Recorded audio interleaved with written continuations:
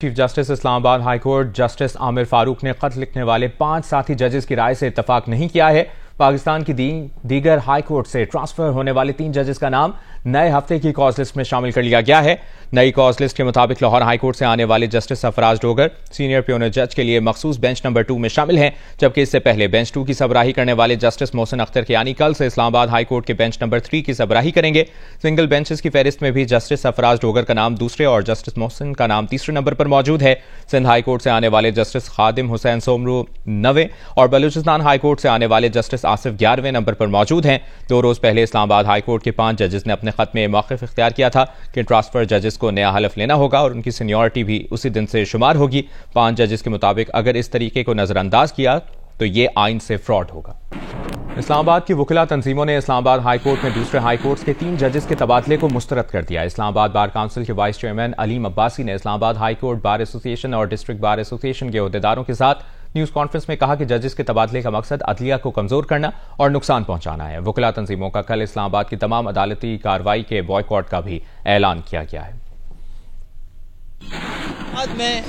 इस्लामाबाद की वकला बरादरी इन ट्रांसफर्स की मजम्मत करती है और इन्हें रद्द करती है कि ये ट्रांसफर्स मैलाफाइडी इंटेंशंस के तहत और जुडिशरी को अंडरमाइन करने के लिए, उसमें ग्रुपिंग के लिए ये ट्रांसफर्स बदनीति पे मबनी हैं।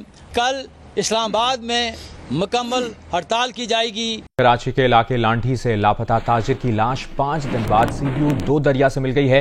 मोबाइल फोन की खरीदो फरोख्त से वाबस्ता आसिफ कमाल 29 जनवरी को लांढी से लापता हुआ था। मुतवफ़ी आसिफ कमाल के अगवा का मुकदमा 29 जनवरी को लांढी थाने में दर्ज किया गया था। तफसील जानते हैं नुमाइंदा जियो न्यूज राहील सलमान ने हमें ज्वाइन किया। राहील, ये क्या हो रहा है कराची में? पुलिस और हुकूमत क्या कर रही है? जी मुबशिर, जिस दिन ये वाकया पेश आया उस दिन पुलिस हुकाम से हमारी बात हुई तो बताते हैं कि उनका फौरी तौर पर आसिफ कमाल का जो है वो CDR वो कॉल डेटा रिकॉर्ड हासिल किया गया, जिसके मुताबिक उनके नंबर से आखिरी कॉल एक जिस नंबर पर की गई वो एक खातून के नाम पर रजिस्टर्ड था और वो इब्राहिम हैदरी की रहायशी खातून थी। पुलिस ने फौरी तौर पर उस घर पे पहुंचे और वहां पे उस खातून के भाई को जो है वो हिरासत में लिया, उनसे स्टेटमेंट लिया, जिसके मुताबिक खातून के भाई का कहना था कि उनकी बहन बातचीत नहीं कर सकती, वो कुव्वत गोयाई से महरूम है। पुलिस ने उनका स्टेटमेंट लेके और उनको पाबंद किया कि वो शायद छोड़कर किसी सूरत बाहर ना जाए और अगर जाने की जरूरत पड़ेगी तो पुलिस के पास पहले आए और उसके बाद उनका स्टेटमेंट लेके उन्हें उस वक्त फौरी तौर पर छोड़ दिया था, क्योंकि उनके पास किसी किस्म का कोई ठोस कोई पुख्ता सबूत नहीं थे किसी भी किस्म के।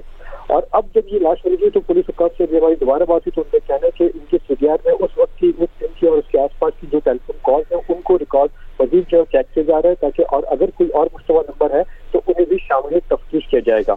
ये जो कॉल की गई तो उनका जिस दिन वो वहां से लापता हुए 29 जनवरी की तारीख थी और उसी वक्त जिस दिन उनके FIR के मुताबिक दोपहर को तकरीबन 1 से 1:15 बजे के दरमियान वो घर से निकले, तो ये टेलीफोन कॉल जो ट्रेस हुई वो 2:30 बजे उसी दिन दोपहर की ये टेलीफोन कॉल ट्रेस हुई है जो पुलिस को मिली है और उसके बाद से अब तक तफ्तीश जारी है। लेकिन अभी फौरी तौर पर पुलिस हुकाम ये इस बारे में कुछ नहीं कह सकते हतमी तौर पर कि आया इसी नंबर जो आखिरी नंबर पर बात हुई है वही लोग इस सारे मामले में इन्वॉल्व है या नहीं, इस बारे में अभी तफ्तीश जारी है, जिसके बाद ही कुछ सूरत जो मजीद वाज़ेह हो सकेगी।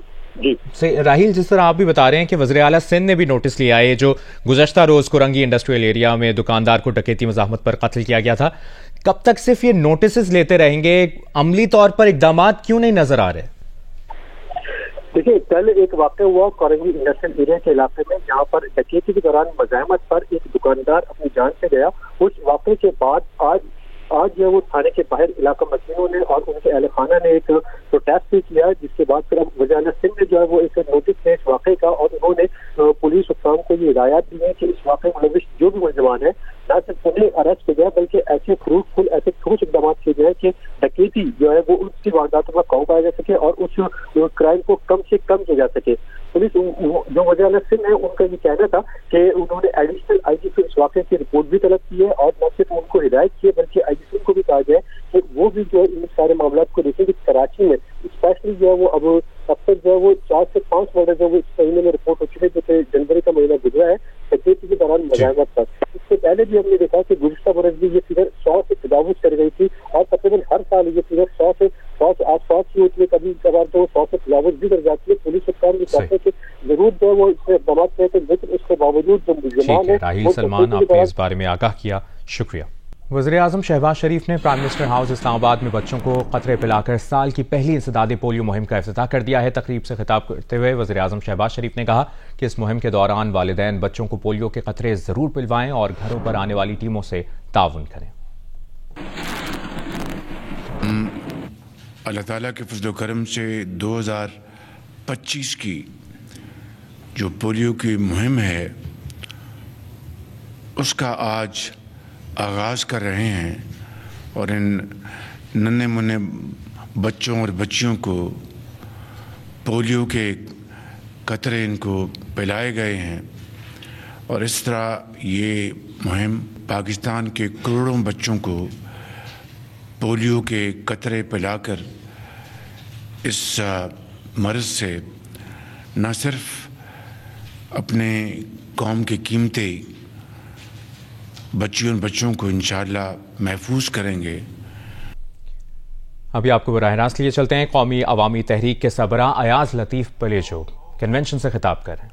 सिंध का कौन सा शहर है जहां करप्शन ने पूरे निजाम को तबाह बर्बाद न कर दिया हो। आपके पास इंडस्ट्री बन रही है, एंटरप्रेन्योरशिप है, कारोबार है, रोजगार है, कॉटेज इंडस्ट्री है, सनतें हैं, सरसब्ज लहलहाते खेत हैं और सिंध में बंजर जमीन है। आपके पास लॉ एंड ऑर्डर है और सिंध में लाशें हैं। कुर्रतुल ऐन बलोच की लाश, निमृता कुमारी की लाश, नायला रिंद की लाश, अफशीन काजमी की लाश,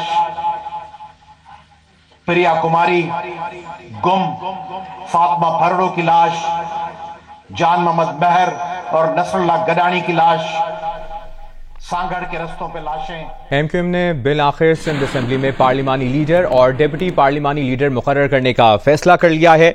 ज़राए के मुताबिक पार्लिमानी लीडर के लिए इफ्तिखार आलम, डिप्टी पार्लिमानी लीडर के लिए ताहा अहमद का नाम ज़ेर गौर है। चेयरमैन की जानिब से पार्लिमानी और डिप्टी पार्लिमानी लीडर का लेटर जल्द जारी किए जाने का इम्कान है, ये भी बताया गया है ज़राए की जानिब से। याद रहे गुज़श्ता दिनों मुस्तफ़ा कमाल ने जियो न्यूज़ से गुफ्तगू में इस मसले की शिकायत की थी और अब एमक्यूएम ने बिल आखिर सिंध असेंबली में पार्लिमानी लीडर और डिप्टी पार्लिमानी लीडर मुकर्रर करने का फैसला कर लिया है। ज़राए के मुताबिक पार्लिमानी लीडर के लिए इफ्तिखार आलम, डिप्टी पार्लिमानी लीडर के लिए ताहा अहमद का नाम ज़ेर गौर है। चेयरमैन की जानिब से पार्लिमानी और डिप्टी पार्लिमानी लीडर का लेटर जल्द जारी किए जाने का इम्कान है।